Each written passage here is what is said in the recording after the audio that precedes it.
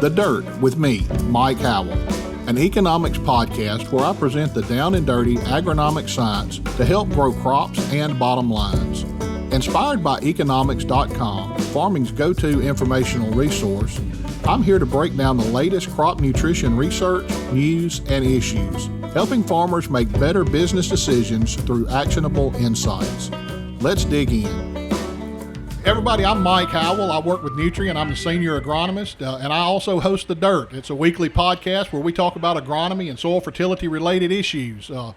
I came up from South Mississippi yesterday, and I brought the warm weather with me. I hope y'all enjoy this nice, warm, humid conditions I brought. We experience this every day. I hear y'all don't get it that often, but everybody has gone all out. This is our 100th episode. I never dreamed that we would get to 100 episodes, but they went all out. They got me a new shirt that's already got dirt on it. My wife can't even fuss at me about having the dirt on my shirt anymore. So we've got cookies over here. They're giving away cookies. The kids got to asking what I was doing this week, and we talked about the 100th episode. They said, where are you going to be? And I told them I'm going to the Farm Progress Show. We're going to do it live. Have never done a live edition before. They said, well, how many folks are going to be there? I said, well, look it up. And they Googled it, and they said there's going to be over 300,000 people here. And I don't know how good these speakers are, but everybody here's got the ability to hear that this episode of The Dirt. So we've got 300,000 people. I said, how many people go to a concert? Anybody ever listen to George Strait? We got some George Strait fans here. George went down to Kyle Field at Texas A&M, did a big concert a few months ago. He had 129,000. There's some female that's running around with a football player now, Taylor Swift, I believe her name is. I don't listen to her, but they said the biggest concert she's ever done is 179,000. So you do a little math there, that makes The Dirt just as popular as those two put together. So y'all are making history today. This is the biggest concert that's ever been done, and y'all don't even have to hear me sing. So I'm excited about this week coming up. It's Labor Day weekend. Everybody gets to take a day off, but that also means it's the start of college football. We're not going to talk about college football today. We have done that a little bit in the past, but I'm excited about college football, and dove season is opening up at my house, so we've got a lot to go through this weekend. Got a busy weekend, but we want to get this 100th episode of The Dirt out today, and I appreciate everybody coming in. One last thing before we really get kicked off, I talked about the 300,000 people. The kids decided that I could sign autographs for all 300,000 people, so if y'all want to start a line right over here, we'll be signing autographs, and if everybody will come in and sign, let me sign that and give me $100, you can do that as a tax deduction, and I can retire at the end of the day. So, okay, so let's go ahead and get it kicked off. Y'all didn't come here to hear me talk all day. I've got two guests here with me today, and I want to take just a minute and let them introduce themselves. First, we've got Dr. Richard Roth. Richard, welcome to The Dirt. Well, thanks, Mike. Happy to be here. Welcome to Iowa. Glad to be here. Yeah. So I am an assistant professor at Iowa State University in the Department of Agronomy. I guess my official title is Extension Nitrogen Specialist. So I focus mainly on nitrogen management, also air and water quality. Do a little bit of sulfur work, cover crops, things like that. Just joined Iowa State back in September. Before that, I was down in South Georgia, so down in the southeast. You're used to the heat and humidity. Used to the heat and humidity. I don't appreciate you bringing it up here to us, but I do appreciate the invitation to be here on here with you today. Our next guest is Jeff Hink. Jeff, if you would introduce yourself and tell us a little bit about what you do. Yeah, my name is Jeff Hink. I'm a dad and husband. We got 4 kids. I graduated from Iowa State in 1996. Got my CCA in 1999, and I've been working in ag retail for about 27 years now. Okay, well, y'all may have guessed by now, since we have the nitrogen specialist here, we're probably going to be talking a little bit about nitrogen today. So, Richard, if you would, remind everybody why nitrogen is so important for crop production and kind of describe how we can lose this nitrogen after application. We know that's one of our biggest problems with making nitrogen applications. Yeah, thanks, Mike. So, first of all, nitrogen is key to the development of chlorophyll in the plant, right? So if we want to photosynthesize, give the plant energy, we got to have chlorophyll. So that's number one. Number two is nitrogen is really the building block of amino acids, and amino acids help develop proteins, and enzymes in the plant. And so proteins are like the building blocks, and enzymes are what make things work, right? So they help facilitate the chemical reactions in the plant. So you can imagine that without those, we aren't going to be able to build the plant, and we're also not going to be able to convert light into energy the way that we need to, right? So oftentimes nitrogen can be the limiting factor in crop production, right? Because we know it's tied pretty well to yield up to a certain point. And so to help overcome this, a lot of times we add, synthetic fertilizers. We also get nitrogen from the soil in terms of organic matter mineralization, things like that. Now, nitrogen is extremely dynamic in the soil profile, right?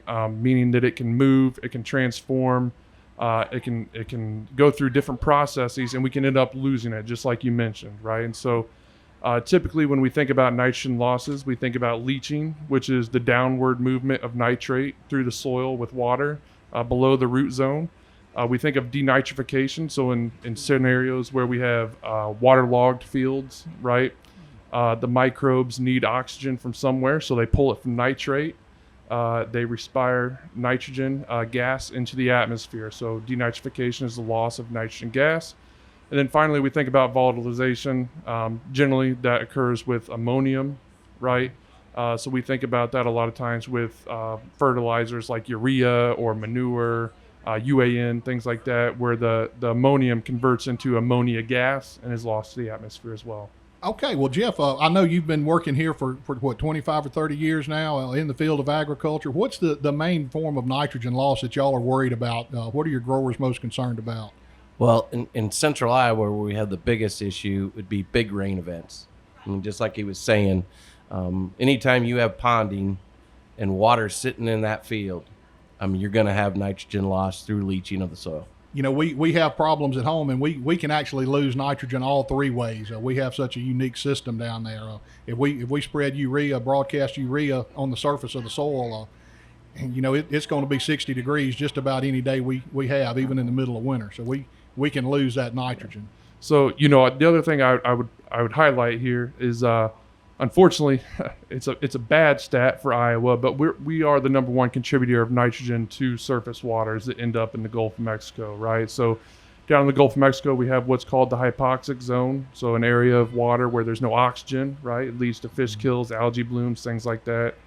Unfortunately, Iowa is the number one contributor, but we are working to correct that through what's called the nutrient reduction strategy in the state, which is a guidelines for basically practices that we can use to help reduce those losses. So yeah, we lose a lot through leaching, but we're trying to get better. Well, that's what today's episode is about, and you kind of led me into my next question. What can a grower do to reduce the amount of nitrogen that they're losing, whether that be to leaching or volatilization or denitrification?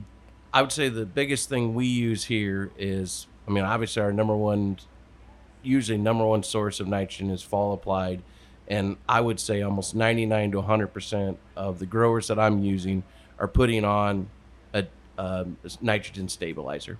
But I would say the bigger thing is that we've seen in the last 4 or 5 years, there's a lot more trending of nitrogen to spring applied, and then following that back up with more in-season nitrogen as the crop is closer to needing it, and when it's there and it's actually growing, that's when it's pulling it up. Yeah, so to add on to what Jeff mentioned, right? So nitrogen stabilizers, there's actually multiple different forms, right? So we think about nitrification inhibitors, so that blocks the conversion of ammonium to nitrate, which is the form that is can be leached out of the system. We also have urease inhibitors, so if you're using urea, UAN, even manure, less so with manure, but you use these and it helps keep the nitrogen in the urea form, gives time to hopefully get some rainfall washed into the soil. So those are really the two main big ones. We also have some extended release fertilizers, so coated fertilizers, right? They have a coating on them. Over time it breaks down and releases the nitrogen into the soil. So that helps keep that nitrogen in the form that we want to keep it in the soil to where the plant can use it, right? To also add on to what Jeff mentioned, yeah, we still see a huge trend for fall applied anhydrous ammonia in the state of Iowa. Unfortunately, it's kind of an inevitability. Infrastructure wise, we don't necessarily have the infrastructure to switch everybody to apply in the spring. It just, right now, that's not possible. There's also concerns surrounding, can we even get into the field in the spring versus having time in the fall. When you think about actual losses of nitrogen in the system through like tile drainage, which we have a lot of here in Iowa, switching from fall to spring nitrogen, it helps, but not to the extent that you would naturally think, right? So we're talking maybe 5 to 10% difference. But when you get into that, starting to do some split applied nitrogen, things like that, putting the nitrogen out when the corn has its highest nitrogen demand, that really can help, increase that reduction that we see. The other thing is with the stabilizers, that really does help with those losses that can occur over the winter with the fall applied nitrogen. Yeah. So Jeff, we hear a lot and riding around through the showgrounds here, every corner we turn, there's somebody else talking about a new product that they can use to reduce the amount of nitrogen that farmers need to use, or products that will actually make nitrogen in a corn plant. Are any of your growers using these products? And if they're trying them out, what kind of results are they finding with them? Well, I would say we have 3 products that we have been using and having really good luck with, and one of them is extract. And our approach is not necessarily less nitrogen. It's to how can we make the soil work for us, and to make it so that it's more efficient and the plant is able to pull up more of that nitrogen. So extract would definitely be one, and we're working on the actual amino acids. It's developed from the rumen of dairy cattle. And it's just increasing that microbial growth so that we're able to have the microbes, healthier microbes in the soil, are going to be able to allow the plant to be able to pick up more nitrogen. The other product that we're using is Radiate, and I think it's really cool about this is most of city people could roll down to their local greenhouse. It's just a growth hormone that establishes root development, and when they're transplanting plants, they're actually dipping it in that hormone, and it's increasing the fibrous roots and just roots in general. So it's a pretty cool product. And then the last one that we're working with is called Terramar, and it would be the new C2, and it's a enhanced carbohydrate package together. And we're just trying to reduce the stress level in the plant. And if you think about it, if we have a plant with bigger roots, more fibrous roots, and less stress on that plant, it's going to be able to produce and pull more nitrogen out of the soil. And when it's in the plant, it's not going down that river, and it's not going down through the profile. Richard, we know there's a lot more products out there than just the 3 that Jeff mentioned. Have you evaluated any of these products in your research program, and are seeing other people that have evaluated those? And what's the data show? Yeah, so I have not personally evaluated any of these. Again, I just got here in September, so I'm lucky that I have anything in the field this year. And I'm going to talk in generalities here because from being from Iowa State, I'm pretty much product agnostic, right? But, there's a lot of these products out there, microbial type products that make claims that they'll provide nitrogen to the growing corn crop. Some of them are soil applied, some of them are foliar applied, right? Everybody has their own proprietary blend, right? So there's been quite a bit of research that's been done here in the Midwest that shows that one of the main concerns is consistency. Lack of consistency. It works sometimes, it doesn't work others. Does it actually give the amount that they're saying that it will give? Things like that, right? I also believe that the how well these products work is specifically tied to certain conditions in the field, right? We think about there's one specific product, I won't mention names, but it's a microbial product that can be either seed applied or injected into the furrow. And the claim is that it will give you nitrogen, right? And I think that in certain cases it will, but I think that especially here in Iowa, our soils are just so fertile, and we get so much nitrogen in any given year from organic matter mineralization that I think sometimes any effect that you might see from these products gets masked, right? Because in any given year, I mean, we might grow 150 bushel corn without any nitrogen. So just last year over in Illinois, Emerson Nafziger, who was a longtime agronomist there, he grew 230 bushel corn with no nitrogen, right? So that just goes to show how fertile our soils are here in the Midwest. Now, on the flip side, I spent a year at the University of Georgia as their corn and soybean agronomist down there in very South Georgia. They don't know what organic matter is in South Georgia. Nope. Yeah. So we're talking organic matters, 0.25% or less, right? Farming on the beach. And the soil fertility specialist that I worked with down there was doing some work with some of these microbial products, and he saw pretty good results in those low organic matter soils. And I think it has to do with the fact that, they're not getting much from the soil. And so it's not masking it. And there's also been some work that looks at, in those sandier soils, maybe applying some kind of organic amendment with it to help maybe jumpstart those microbes. Results are mixed on it. So again, I think the takeaway on these is that if you're interested in using them, the best approach, in my opinion, would be to do some sort of on-farm research, right? Test it on your own farm. See if it works for you. Do it multiple years, right?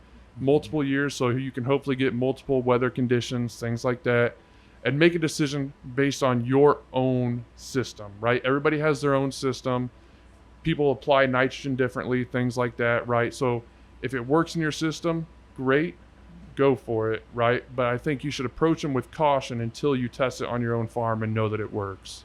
Okay, well, let's go back a little bit. You both touched on making fall applications of nitrogen, and fall's just right around the corner. When we get this crop off, people are going to be thinking about making those applications. Jeff, is that something that's common here? I know you mentioned that more and more people are trying to switch to the spring applications, and what products are they using? What forms of nitrogen are they going to be used if they're making these fall applications? Well, I probably jumped ahead a little bit, but like I said, main one in the fall for us in Central Iowa here is obviously ammonia. But the trend is definitely moving towards more spring application. And then I guess since we're in the ESN booth, actually my favorite program that I've kind of started really recommending the last 4 or 5 years and had the best yield results from it is running a weed and feed, liquid down with the chemical for grass control and broadleaf. And then following that back up with an ESN ammonium sulfate combination. And what I love about it is, I know we're on a podcast here, so it's hard to see anything, but you can really go in and see a lot of things. And I would say if you can get a sample of ESN, I carry this stuff around with a cup in my pickup with the water, and you will see the pellets floating on top of the water for a good 30 days before it's entirely released out. I call it environmentally smart nitrogen for a reason. And I think when you look at the history of it, it was originally set up for golf courses, and you were trying to slow release nitrogen, instead of flooding your yard with nitrogen, you slow release it. And I think it's so cool when I can have different people walking out in the field from agronomists from other companies, and they look down and they're like, what are these pellets? Well, these are these nitrogen pellets that we spread 2-3 weeks ago. And, and it's sitting there. We usually spread it when it's about pop can high to chest high. Preferably we try and start earlier, so we're not trying to be out there when the corn is bigger. But, when you figure in Iowa, when we got pop can high corn in about 30 days, we're not that far away from tasseling. And that's when the big pull for nitrogen is going to be. So, Richard, back to the fall applications. We talked about logistics, and people have to get the nitrogen out at some point. What do growers need to be aware of if they are going to make a fall application? I know there's some rules, some do's and don'ts. What do they need to be aware of before they make that application? Yeah, so there's like you said, there's some do's and don'ts, right? So a couple of the do's, right, would be wait until soil temperatures are 50 degrees or less, and on a downward trend. And that's the part that people usually ignore. So they'll see the soil temperatures hit 50 degrees, but then the temperature is going to jump back up over the next week or so, so the soil temperature is not going to stay down below 50. So below 50 degrees on a downward trend, that's number one. And that's pretty much the exact opposite of when they need to be planting corn, right? That makes it easy to remember that. Yep, exactly. And the other big one for me is if you're gonna make a fall anhydrous ammonia application, because that's basically the only fall nitrogen source that people use, or that I would even recommend, you're going to want to use a nitrification inhibitor. We mentioned them earlier. Again, I'm product agnostic. There's definitely research out there that shows certain products are more effective than others. But to me, I think something is better than nothing, right? The only nitrification inhibitor that I suppose I would maybe warn against would be for some like a spring UAN application. There's some thought that ammonium thiosulfate has some nitrification inhibitor properties. I tend to, based on the research, you have to have such a high rate of ATS that it kind of makes it not really feasible. So putting ATS out with your UAN is kind of like going on a diet and then going to McDonald's and ordering a Big Mac with a Diet Coke, right? So it's something, but it's not all the way there, right? Yeah. And then some other things to watch when you're applying in the fall. Make sure it's not too wet. You don't want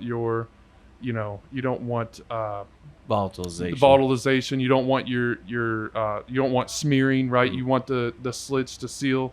You don't also too dry, right? If it's too dry, it won't seal. You'll lose some nitrogen to the atmosphere as well. Yeah. Yeah. And I guess I just everybody talks about 50, but to know the importance of that's when the microbial growth is starting to decelerate. So we don't have that, the nitrification, the denitrification process started. And if you're out there, pushing that limit, you're also ruining some of your nitrogen stabilizer, which I think the bigger deal that you actually would need for it is closer to the spring versus, the fall, versus just saying you're going at 60. So, yeah, absolutely. So you're absolutely right, Jeff. So the efficacy of nitrification inhibitors is actually tied to soil temperature as well, right? He just mentioned it. Those products over time, the way that you kind of they wear off in the spring, right, is through microbial activity breaking those products down. So if you apply those in the fall into warm soils, those microbes go to work on that product immediately, and so you actually end up losing efficiency from that product. So that's the other thing to warn against, is that even if you're using a nitrification inhibitor, that's not like a free pass to go apply before the soils get to where they should be, right? Yep. The other thing that I'll mention, so I said anhydrous ammonia is the most common. People also apply manure in the fall, right? And with manure, you can also use nitrification inhibitors. You just have to find one that's formulated for liquid. If you're using liquid swine manure, which is the most common here in Iowa, liquid manure, liquid fertilizer. Yeah. Yep. Well, guys, we have covered a lot of ground and talked a lot about nitrogen today. Before we wrap this thing up, Richard, is there any closing comments you have for our listeners? The only thing that I have is just when you're gonna make decisions regarding nitrogen, keep the 4 R's in mind, right? So that's the right time, right place, right source, and right rate.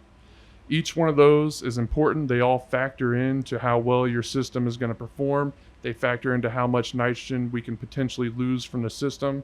So as you make decisions, keep those things in mind and be good stewards of the land. Okay, Jeff, anything you want to make sure our listeners remember? But I would just say that it's just the overall perception of ag, and understand that farmers are out here. I mean, a lot of these guys are family businesses, and they're trying to grow the best corn crop or bean crop that they can. Not that beans need nitrogen. Well, they do, but we're not applying nitrogen on them. But, we're trying to do the right things. And I would tell everybody, even if you're growing in a garden, I don't know that there's much more satisfaction you can get that when you're going out and actually harvesting, whether it's tomatoes, cucumbers. I mean, farmers are getting the same exact feeling when they're out there running their combine and doing that. And just understand that they're out there trying to do the best they can and to put those nutrients where they need to be, where they're the most efficient, and so they can get the best return on their investment back. Okay, well, guys, I really appreciate you taking a few minutes and visiting with us today. Listeners, we hope you enjoyed this first segment of The Dirt. Want to remind everyone to stick around just a minute for segment 2. Listeners, thanks for coming back for segment 2. As you know, we've been taking tours around the United States this year and visiting different research farms associated with our land-grant universities and talking about the importance of those. We're going to forego that part of it today. We're not going to do that, but I wanted to take just a few minutes and do a focus on safety. We've talked about this is Labor Day weekend, a lot of activities going on. Dove season opens. There'll be a lot of young people out there hunting with firearms. Maybe never done that before, so I want to remind them about safety and make sure that we're being careful when we do that. Monday's going to be a big day for barbecue. I know we're looking forward to firing up the grill, but a lot of dangers associated with that. And back home we're already in the middle of harvest. We're harvesting full swing, and that's going to be starting up here before very long. Want to remind everybody that there's a lot of equipment moving up and down the road. These farmers are working long days and long nights, and when you start getting tired, that's when we have these accidents. So I want to remind everyone to be careful during this harvest season, and let's try to get through this season with no accidents or injuries. Let's take an extra second and make sure we take care of that. Also, I wanted to take just a minute and give out a few thank yous. I can't do this podcast by myself. We've got a team of people that we don't talk about a whole lot. We've got people like Aaron and Diala, Mackenzie, Suzanne. They always go through and make edits to all these podcasts. Take out my southern baubles and make it sound like something that somebody can enjoy listening to. We couldn't do it without them. We've got a team of editors that make the video, make the audio come out like it should. I want to thank my guest. I should have went back and counted up how many guests we've had, but this is the 100th episode, and I know we've had well over 100 guests on the show, but nobody would want to sit here and just listen to me all day. We try to bring in the best possible guests we can. So I want to thank the guests for helping make this program so successful. And I want to thank the listeners. Without the listeners, all of this would be for nothing. We're doing this to help benefit you. So, in the 3 seasons that we've done this, we've had a little over 70,000 people that have tuned in and listened to these episodes. That's what makes it all worthwhile, knowing that we're helping the farming community out there. So, as always, thanks for tuning in. If you have any questions about anything we've talked about today, you can visit our website. That's nutrien-economics.com. Until next time, this has been Mike Howell with The Dirt. And Mike, before we go, I got something to congratulate on. Oh, goodness. I'd like to congratulate you on give you an award for having your 100th episode of The Dirt here today. So we'd like to present you with an award. Oh, wow. For having the 100th episode of The Dirt. So congratulations, Mike. I appreciate it. Hey. Thank you. Thank you.